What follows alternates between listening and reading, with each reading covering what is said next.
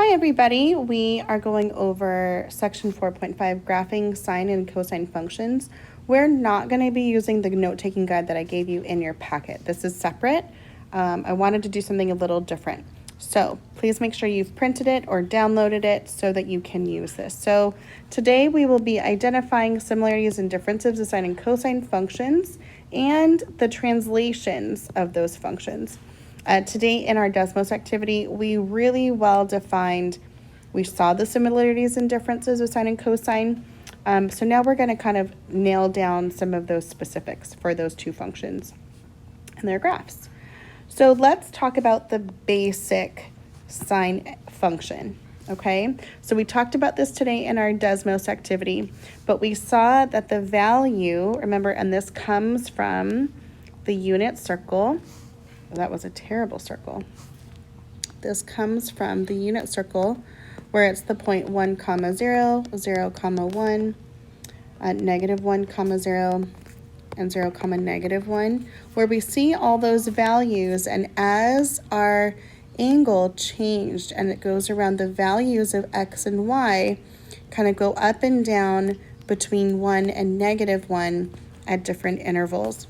So we saw that today in our demonstration as well. So we know for sine, the value at theta or x is 0 degrees. So sometimes we call this the theta axis, or we can call it the x-axis, but basically the sine of y equals sine theta, the sine function at 0 is 0.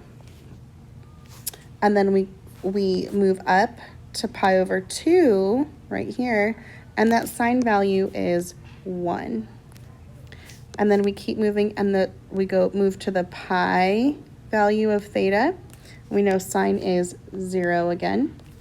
And then we move from pi down into the negative area for sine at 270, or 3 pi over 2. Excuse me, look at this. Change this up. I don't know why that says pi over 3, but it's 3 pi over 2. And that's down here at negative 1. And then we come back around to theta is pi over, or 2 pi, and we get back to 0. And when we connect that, it's a very round, almost like the shape of a half circle, like a bowl, okay? And we know there's arrows on this because it's cyclical. It will continue to go, just like no matter how many times around the circle, it will continue with those same values around the circle. So now I want you to try drawing it, okay? Now this is your turn. So the trick with drawing this is, number one, you have to know how to draw a full cycle. And the typical cycle or period for sine will go out to 2 pi. So you always end however long your axis is with the end of the cycle or the period, which is 2 pi. Now I'm going to make a mark halfway there. This is halfway, and that's half of pi, or half of 2 pi is pi. And then we're going to make another mark in between 0 and pi. That's pi over 2. Keep in mind this is 0. And then now I'm going to make a third mark in between the pi and the 2 pi, and that's 3 pi over 2. So now we've hit those 4 or 5 major values coming all the way back to 2 pi. Okay, and we know that sine only goes up to 1, it goes down to negative 1. So now we're going to graph y equals the sine of x. So remember, we start at 0, 0, and the pattern is we go up 1, down 1, down 1, up 1. And that's our pattern for sine. All right, let's move on to the cosine function.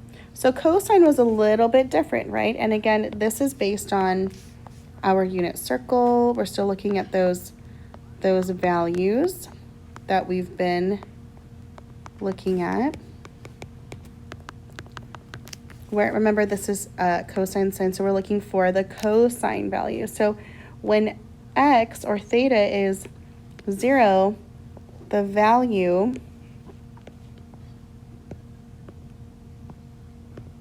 starts at 1, okay? And again, we're looking here, it goes up to 2 pi, so halfway is pi, halfway to pi is pi over 2, and between pi and pi over 2 is 3 pi over 2.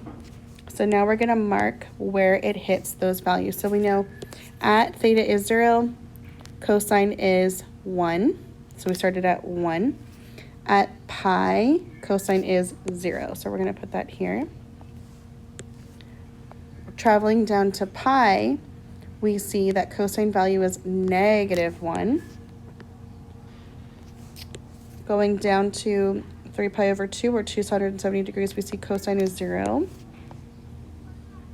And then we end back up where we started at the value of 1 at 2 pi, which is coterminal with 0 degrees. And now we're going to connect, and we make sure that the arrows go and they continue, because we know as we go around the circle, those cycle of values will repeat on themselves. Okay, so now it's your turn. Your turn to break this up. So remember, we draw our axis. This is our x and our y axis. We're going to graph y equals the cosine of x. So we, the farthest point of our axis that we're going to draw on the cycle is 2 pi. Go halfway to 2 pi, we call that pi. Go halfway again, we go, so pi over 2. And then we'll make our, the halfway between pi and 2 pi is 3 pi over 2. All right, so we know the tallest the y will go is 1, and the lowest it will go is -1. So now we're going to start to make our dot. We know cosine starts at 1, and then the pattern is down, down, up, up. And then we connect our graphs, okay? So you need to get really, really, really good at that. You should be able to kind of, just like we learned how to make those charts for ourselves for the unit circle really, really quickly, I need you to be able to do this like the back of your hand for sine and cosine both. Okay, so let's talk about what the amplitude and the period is. Do you see how in cosine and both sine, this center line here is kind of the axis where everything comes from? The distance, the highest point from the lines, the tallest point is 1, and the lowest point is -1. So the absolute value is 1. So the amplitude for the basic functions of sine and cosine is 1. And the period just means how long it takes for it to cycle back through the same values is a total of 2 pi. Every 2 pi radians, or 360 degrees, those values repeat on themselves. For the basic function of sine and cosine, again, the amplitude is 1 and the period is 2 pi for both. The basic functions of sine and cosine. So now let's talk about what that looks like and where we find. What happens if it gets changed? So this should look familiar to you when we're talking about transformations. In order to know how to do transformations properly, we need to know what a normal basic function for sine and cosine is. So you can see here that sine x, that right there is the parent function, okay?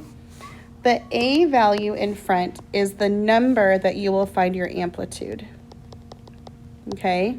AKA, that's the vertical or stretch or shrink. Okay, so this is our amplitude, also known as the vertical compression if it's less than 1, or stretch if it's bigger than 1. We also know this value for D is, remember, looking back at other translations for functions, we know that this is a vertical shift. And if it's positive, it goes up, and if it's negative, it goes down. And that would just be shifting down on the y value. Now let's talk about B. B is going to be that change in the period. Remember, a typical period for sine and cosine is 2 pi. So the change in the period, which would be a horizontal, either stretch or compression. But remember, because this is funky town, it's attached to the x, we multiply by 1 over b. So if, let's just say the b is 2, we would take a normal period of 2 pi and multiply it by 1 over 2. And we'll talk about that more in just a minute. And then lastly, C That's our horizontal shift. Specifically with trig values, we usually call this a phase shift, okay? If it's positive, it goes to the left. If it's negative, it goes to the right. And we'll talk about that in a little bit. Okay, so now let's talk about, actually, we're going to talk about the rest of this in class, fill this out, and then bring it to class, and we're going to do some examples.